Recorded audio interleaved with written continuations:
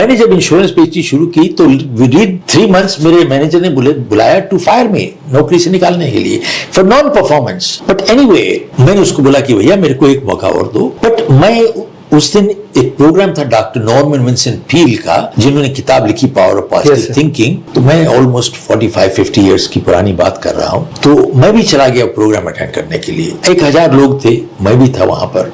तो डॉक्टर पील आए, उन्होंने नजर घुमाई 1000 लोगों पे। मुझे लगता है आप लोग इतने शांत बैठे हो, किसी को कोई समस्या नहीं है।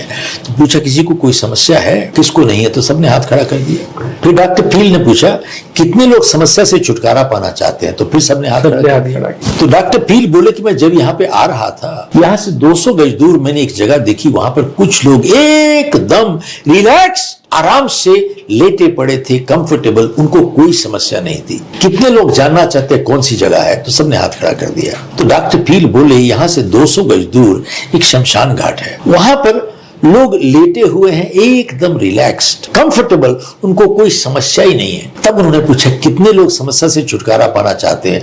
तो कोई हाथ नहीं खड़ा हुआ, सबने हाथ जेब में डाल लिया। तब डॉक्टर पील ने उस दिन बोला, याद रखिए समस्या एक जीवन का प्रतीक है। जब तक जिंदा रहोगे समस्या रहेगी, जब समस्या ही नहीं रहोगे तुम ही नहीं रहोगे, और जब समस्या कम होने लगे बुलावा आना शुरू हो गया है। राइट। तो डॉक्टर पील ने उस दिन एक प्रार्थना दी, शायद आपने सुनी होगी पहले। मेरे हिसाब से इस जिंदगी का एक निचोड़ है ये।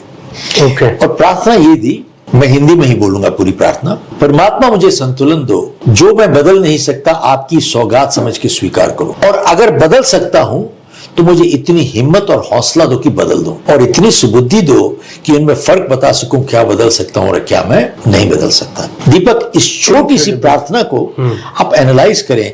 परमात्मा मुझे संतुलन दो, जो मैं बदल नहीं सकता आपकी सौगात समझ के स्वीकार करो। अब सवाल यह है, क्या जिंदगी में हम हर चीज बदल सकते हैं? हर चीज को तोड़ मोड़ के घुमा फिरा के अपने लिए सहूलत के लिए ला सकते हैं? Answer is no. बहुत सी चीजें हमारे हाथ से बाहर है। जो मैं बदल नहीं सकता आपकी सौगात समझ के स्वीकार करूं, क्योंकि बहुत बारी हम उन चीजों के साथ लड़ते रहते हैं जो बदल नहीं सकते, और अपनी जिंदगी में हम तनाव लेके चले जाते हैं। We become paralysed and we become unproductive, निकम्मे हो जाते हैं। और अगर बदल सकता हूं तो मुझे इतनी हिम्मत और हौसला दो कि बदल दूं, और इतनी सुबुद्धि दो कि उनमें फर्क बता सकूं क्या बदल सकता हूं और क्या मैं नहीं बदल सकता।